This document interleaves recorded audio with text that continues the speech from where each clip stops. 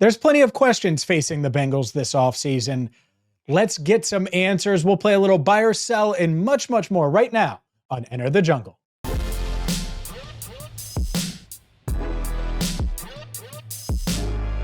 Hi again, everyone, and welcome in to Enter the Jungle. He's Andrew Fox Miller. I'm James Rapien, and we have plenty to get to for you on this gorgeous Tuesday night or weekly on FanDuel Sports. You can catch us every single Tuesday at 8 Eastern right here on Cincinnati Bengals Talk Weekly on FanDuel. And as always, we're brought to you by Garage Beer. Let's dive in, Andrew Fox Miller, with a little buy or sell. By the way, you're not looking any tanner.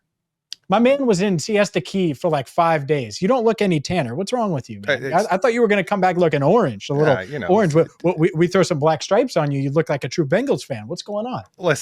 Listen, first of all, genetics, James. you don't spend your childhood as a ginger and then all of a sudden miraculously start getting tan. It's not how it works. Also, but literally just got off a plane to record this. So I feel like you should be, grateful. I feel like I should be showered with, I should get a lot of love in this episode from you specifically. I don't need viewers.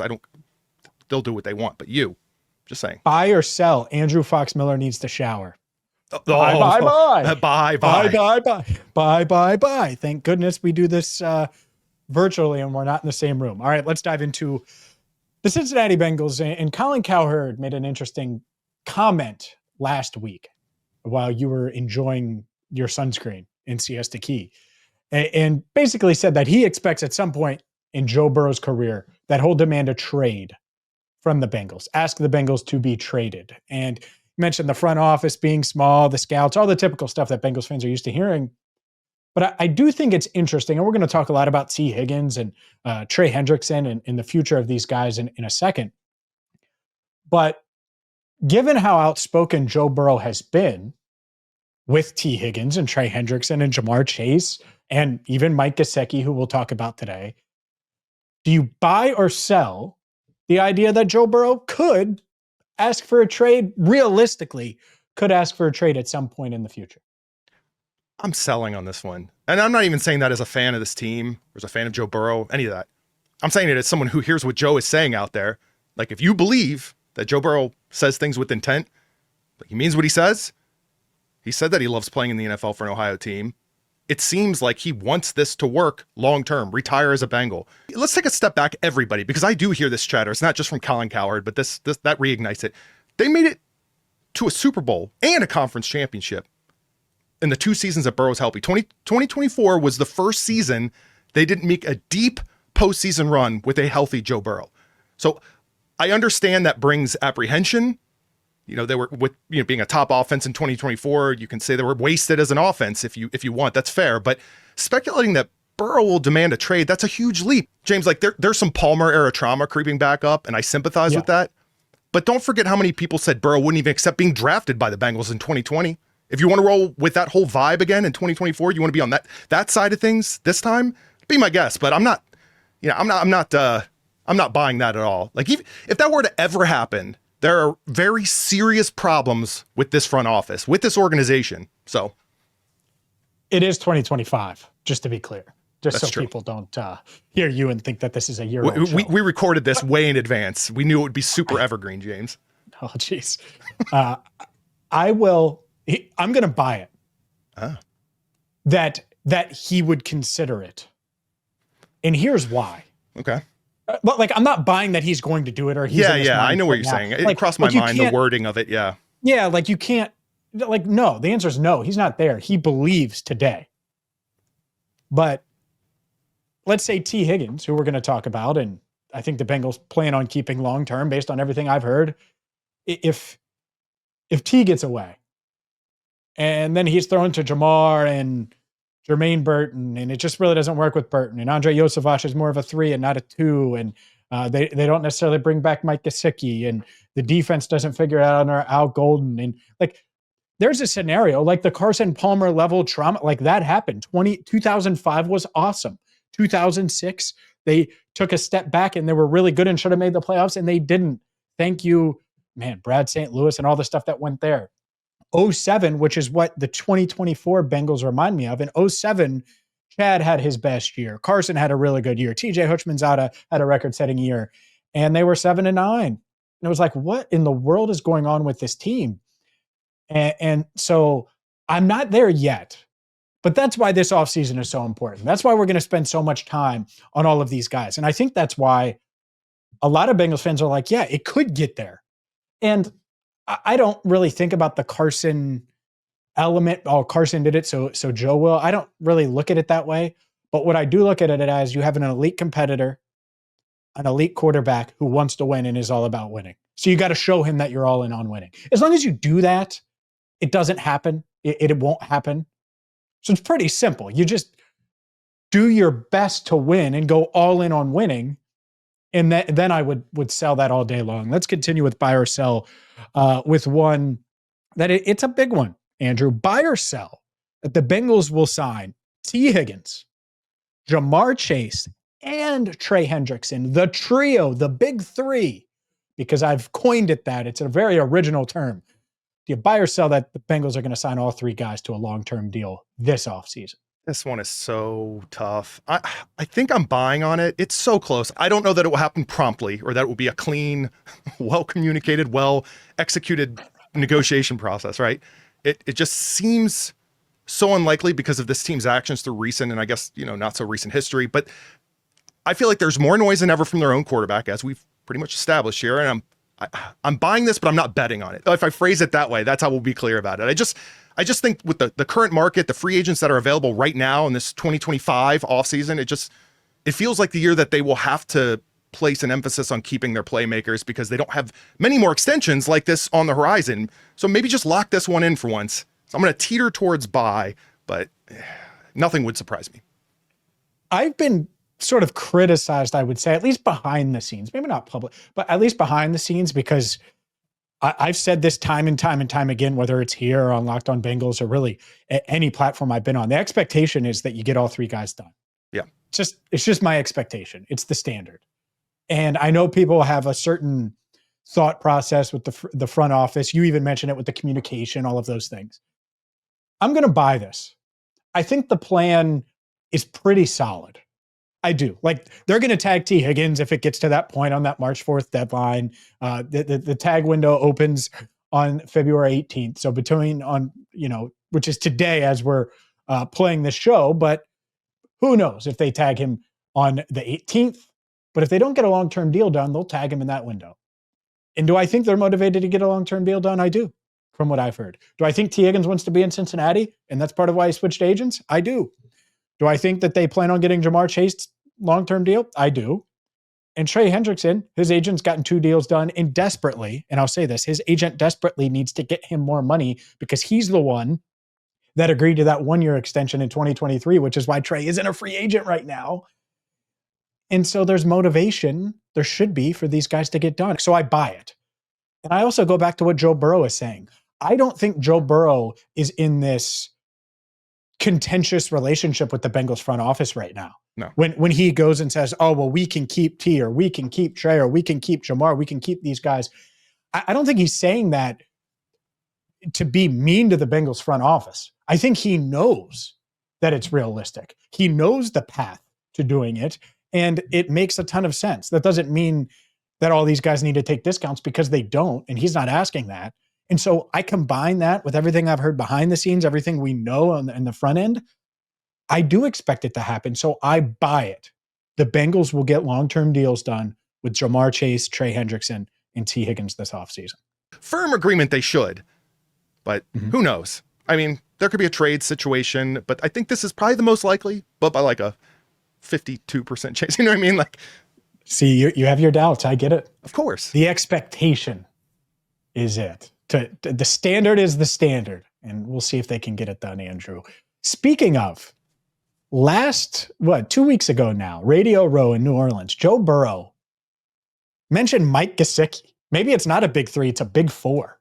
Mentioned Mike G. They got to get Mike G done. Let's discuss Mike Gesicki. We will, coming up next. Welcome back to Enter the Jungle. I'm James Rapien. He is Andrew Fox Miller. Let's continue to play a little buy or sell, Andrew. This time with Mike Gesicki. Joe Burrow earlier this month saying that he Is part of the guys that they have to bring back. Mike talked with me when I took the Cincinnati Bengals Talk Mobile down to Paycor Stadium through that snowstorm and talked with Mike G. And he said he wants to be back, loved being here, obviously had a really nice season for the Bengals in his lone year in Cincinnati. Do you buy or sell that the Bengals are going to re-sign Mike Gesicki to a long-term deal? I'm going to say sell, and not because I don't want it to happen. I just feel like this past segment, it's like building a parlay, James, when you're trying to figure out what's going to happen in the offseason. I'm not going to add a fourth and bet on all four things happening here. I just don't. I'm going to lean that it's not going to happen. Therefore, I'll sell. I do wish they would. I don't know what they're going to do. If they draft another tight end, you just drafted 2 last year's draft. So how long can this continue? But it's yet another tight end that gets sort of a prove it deal. They prove it, and he's probably going to get paid elsewhere. Yeah, I'm going to sell too. And it's not because Joe doesn't value him. I think at some point you look at it and you got to look at the climate. And the free agent tight end market, it's just non-existent. There aren't many proven guys. And so any team that wants a free agent tight end and a guy that can be a weapon in the passing game, Mike Gesicki is going to be at the top of the list or near the top of the list. And I look at this tight end draft class, and I think there are some starting level tight ends in this class kind of sprinkled throughout. Like Tyler Warren is a stud and will very much be in the first round conversation for the Bengals if he makes it there, which might be breaking news for some people. But get used to hearing Tyler Warren's name. There's a kid from Michigan that's going to be really good and could be a first rounder and is really fluid in the passing game. So there are tight ends in the draft that are interesting, but there aren't a lot of guys in free agency. And so I do think that Mike could end up elsewhere. I do know this too. He is looking for a payday. He played on the tag in Miami. They brought in a new coach, a new offensive scheme. He was kind of phased out. Then he signs that 1-year prove-it deal in New England, and New England's a dumpster fire. Then he signs a 1-year deal in Cincinnati. It works out. He wants to cash in a bit. That might be in Cincinnati. Maybe they can work it out. Once upon a time, they thought that they were keeping CJ Uzomah for a similar deal to the deal that he took with the New York Jets. That did not happen. And he chose New York, which is wild to think about. Congrats, by the way, CJ, on the Super Bowl ring with the Philadelphia Eagles. But we'll see. Maybe they could keep him. I would sell it as of now, but it would not shock me at all if they keep Mike Gesicki around long term. One more buy or sell. Germaine Pratt's trade request. Buy or sell that Germaine Pratt has real trade value. Real trade value. Buy or sell that they can trade him for a draft pick. Obviously, that's very dependent on the other teams. I'm going to say sell. I think it could happen, but if I'm going to pick one or the other on this, I'm going to say sell. I mean, the market's there's plenty of options out there. I don't see another team wanting to take on his salary. $5.6 million in base salary due. The Bengals would save that against the cap if they trade or cut him. He has like a $7.9 million cap hit essentially this year. And I think that's where it's tough, is if you're a team, you want to absorb that. Now it would just be the 5.6. So you could go that route. I think it would have to be a team like Carolina that doesn't think it has a really strong free agent presence, and they'd rather just get the guy in the building, and they think that they can get him in there and he can make an impact. I buy that it could happen. I think it is pretty unlikely, like you, because I think the whole world knows that they're cutting him. Like, I think he's gone. And so do you need to trade for – is Germaine Pratt at the talent level? Not that you don't want him on your team, because I do think that there are scenarios where you want him on your team, but at the talent level where you want to give up a future asset to get him on your team on that contract, a lot that goes into it. I would sell that as well. We'll see what happens with Germaine Pratt. More on Germaine, Higgins and Trey Hendrickson next.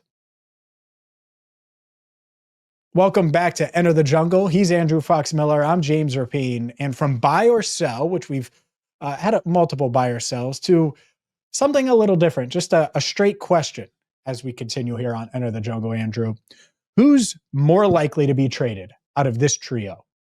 T. Higgins, Trey Hendrickson, or Germaine Pratt? Ooh. And here's why it's interesting. T. Higgins obviously has a ton of trade value. Of course. I reported on Monday that the Bengals plan on franchise tagging him. That's going to happen if they need to use that to keep him in stripes, which could lead to a trade. Trey has 1 year left. Basically, earlier this month said, pay me or trade me. Yep. So clearly is open to that. Or Germaine Pratt, who has openly requested a trade, and we wonder if he has any value at all from a trade market standpoint. So that's where I think it gets interesting. Obviously, you're talking about 2 stars and then a guy in Pratt who isn't at their level, but who do you think the most likely of that trio is to be traded? Here's the tricky thing with this answer, James. I was selling that they'd be able to trade Pratt, but I still, in a lot of ways, think he's the most likely of the 3 that would work out, mainly because I think if you trade T, you're essentially going against what Burrow's been asking. You've already locked him in on a franchise tag. I think they're knowing the Bengals. I think they're either going to keep him on the franchise or they'll keep trying to work out a deal. It'll go on for a while, right? Trey is probably my second, slightly behind Germaine Pratt, is likely to be traded, but you've got a new defensive coordinator. So unless he's got some thoughts on what he wants to do with that defensive line that doesn't involve possibly Trey Hendrickson, I just don't see them pulling the rug out from under their new DC. You know what I mean? By trading him. But he would be my second most likely. And it's not a landslide. Germaine Pratt would be a bit of luck, but I think it's probably the more likely. Yeah, I think it's interesting, the strategy that you take here with this answer. I think that Trey is probably the second most likely. Pratt probably the most likely, because if someone offers them a 7th, they take it. Right. And so to your point, that's probably the most likely. But between T and Trey Hendrickson, I think it's Trey. I think you could make the argument that, and not that it's a perfect argument, but if you can take Trey and turn him into a real player, a real guy, plus a pick, let's say, or you take Trey and add a pick and you go get a star, maybe you can do that. I mean, he's the NFL leader in sacks. Who do you think says no? Trey Hendrickson and the 17th pick for Micah Parsons. You think the Cowboys say no? Because if I'm the Cowboys, I say no. By the way, if I'm the Bengals, I do that because you're talking about 25-year-old Micah Parsons, who's an absolute star. He's going to cost you more than Trey, but of course you do that if you could. It sounds like more like Bengals wouldn't. They wouldn't, though. You know that. This is how you would operate a team. I hear what you're saying. Oh, no doubt. You want another one? I played enough one? Fantasy football with you. I know how you want another one? Deals. Oh, I got them all day. You want another one? Trey Hendrickson for Quentin Nelson, the star guard for the Indianapolis Colts. He has 2 years left on his deal. Straight up. Trey reunites with Lou Anarumo in Indianapolis. Heck, I'll throw in Germaine Pratt there too. Mm-hmm. And then the Bengals get this all-pro guard, Quentin Nelson, who's entering his 7th season and under contract for 2 more years and in his prime. It's a pretty interesting one. And we're having another discussion next offseason about whether or not they should extend Nelson. And we're starting this all over again. We've got a pretty clean slate up ahead of us right now, James. And the answer would be yes, you extend him. Yeah, of course. He would instantly vault. Quentin Nelson would instantly vault into the highest paid guard in Bengals history. He's at he would have like a $16 million cap hit, make $18 million roughly per year. But yeah, really, really interesting there. Overall, though, I think if I had to rank them most likely to be traded, it would be Germaine Pratt 1, obviously requested a trade, goes without saying. Trey Hendrickson 2, T. Higgins 3. Disagree? Agree? No, I agree with that. It would be Pratt, Hendrickson, T. T, if they traded T, I wouldn't even know. It's not even on my radar. You know what I mean? Like, I know it's a possibility logically, but I just don't see it ever happening. Yeah, I think he would bring back the most. I do, of course. Given this wide receiver market the way it is. There's no receivers available. And that's the argument for trading him, right? Is you could maybe get the most for him. I wouldn't do that. You wouldn't do that. Up next, the man who's in charge with revamping the Bengals' biggest weakness got quite an award last week. We'll react to that coming up next. Welcome back to Enter the Jungle. He's Andrew Fox Miller. I'm James Rapien. And Al Golden is the man the Bengals brought in to revamp, rejuvenate, breathe new life into the Bengals defense. They hired him after he spent the past 3 seasons as Notre Dame's defensive coordinator, takes over for Lou Anarumo as the Bengals defensive coordinator. And last week, Andrew, he was honored with the Broyles Award. He was given the Broyles Award, which is given to college football's top assistant coach. He helped the Fighting Irish finish 14-2, win multiple college football playoff games before they fell to Ohio State in the national championship game. Well-deserved honor for the Bengals defensive coordinator and the guy that the Bengals are banking on to turn things around on defense. And here we are talking about whether or not we're going to trade his top defensive player. Hey, I mean, we're not. I know. Yeah, that's your resume, though. Hey, do you really need Trey Hendrickson? Oh, no, I'm just kidding. Hey, don't put it past the powers that be. I know. Hey, you did a lot at Notre Dame with these guys. I mean, are you sure you need Trey? Just kidding. Interesting little note. I actually credit to John Sheeran. I had to track down where I remembered reading it, and I looked it up. He had noted that Joe Brady was the only other NFL coach to have gotten the award. Obviously, the offensive coordinator for the Bills, and he won it as LSU's pass game coordinator in 2019 when Burrow and Chase were. Yeah. So there you go. All right, that is interesting. What else is interesting is this Bengals offseason. They're easily the most interesting team in the NFL. We are going to have you covered all offseason long right here on Cincinnati Bengals Talk. Catch us every single Tuesday at 8 Eastern on CBT Weekly on FanDuel Sports Network. And for Andrew Fox Miller, I'm James Rapien. Thank you so much for watching Enter the Jungle.